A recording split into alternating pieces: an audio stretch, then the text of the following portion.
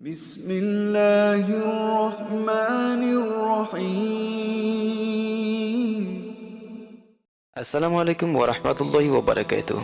সুপ্ৰিয় দৰ্শক, আজি আমি পুনৰবাৰ আলোচনা কৰিম প্ৰিয় নবী মুহাম্মদ সাল্লাল্লাহু আলাইহি ওয়াসাল্লামৰ মহা মূল্যৱান উপদেশৰ বিষয়ে। আৰু আজিৰ এই ভিডিঅ'টো হ'ল দ্বিতীয় পৰ্ব। আমি প্ৰথম পৰ্বত 1ৰ পৰা 5টা উপদেশৰ বিষয়ে ইতিমধ্যে আলোচনা কৰিছো। গতিকে ইয়াত আমি 6 নম্বৰৰ পৰা আৰম্ভ কৰিম। গতিকে ভিডিঅ'টো স্কিপ নকৰাকৈ চাবলৈ অনুৰোধ থাকিল। হযৰত মুআজ ৰাদিয়াল্লাহু তাআলা আনহু প্ৰিয় নবী মুহাম্মদ সাল্লাল্লাহু আলাইহি ওয়াসাল্লামে 10টা উপদেশ দিছিল। এইবোৰ হ'ল নম্বৰ 6, মাদক দ্ৰব্যৰ পৰা আঁতৰি থাকিবা, কিয়নো সেয়া গোটেই অশ্লীলতাৰ মূল।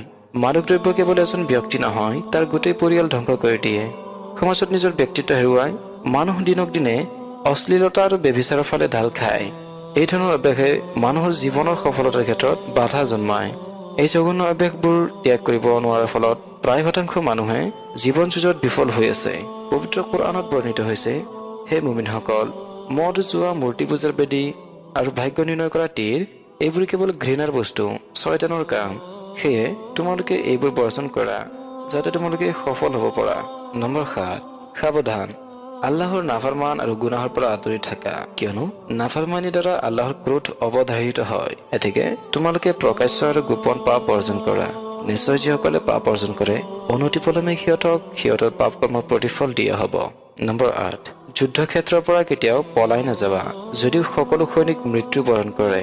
পবিত্ৰ কোৰআনত মহান আল্লাহে কয়, নিশ্চয় আল্লাহে মুমিনসকলৰ পৰা সিহঁতৰ জীৱন আৰু সম্পদ কিনি লৈছে। ইয়াৰ বিনিময়ত যে সিহঁতৰ বাবে আছে জান্নাত। সিহঁতে আল্লাহৰ পথত যুদ্ধ কৰে, অৱশেষত সিহঁতে শত্ৰুক মাৰে আৰু নিজেও মৰে। এতেকে তাওৰাত, ইঞ্জিল আৰু কোৰআনত এই বিষয়ে সিহঁতৰ সত্য প্ৰতিশ্ৰুতি আছে। আৰু নিজ প্ৰতিজ্ঞা পালনত আল্লাহতকৈ শ্ৰেষ্ঠ আৰু কোন আছে। সেয়ে তোমালোকে আল্লাহৰ লগত যি বেচা কিনা কৰিছা তাৰ বাবে আনন্দিত হোৱা, আৰু এইটোৱে হৈছে মহা সফলতা। নম্বৰ 9, যেতিয়া মানুহৰ মাজত মহামাৰী বিস্তাৰ হয় আৰু তুমি যদি তাতে থাকা তেন্তে তুমি তাত অৱস্থান কৰা, নপলাবা। মহামাৰী সম্পৰ্কে প্ৰিয় নবী সাল্লাল্লাহু আলাইহি ওয়াসাল্লামে আলোচনা কৰিলে আৰু ক'লে, টিকটক বা শাস্তি বনি ইছৰাইলৰ এক গোত্ৰৰ ওপৰত আহিছিল, তাৰ বাকী অংশই হৈছে মহামাৰী।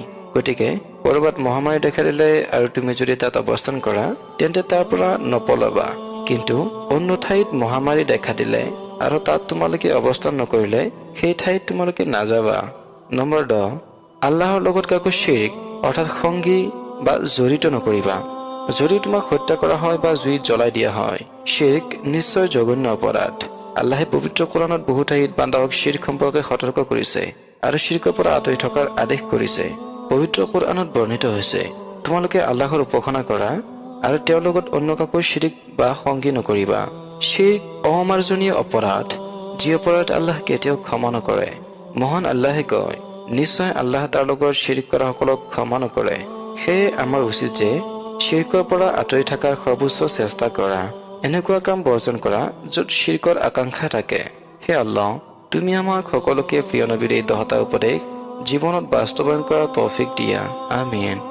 আজিৰ ভিডিঅ'টো ইমানতে সামৰণি কৰিছো। পৰৱৰ্তী সময়ত আকৌ অন্য এটি বিষয় লৈ উপস্থিত হ'ম। তেতিয়ালৈ ভালে থাকক। ওয়া আখিৰু দা'ৱানা আনিল হামদুলিল্লাহ। جزاك الله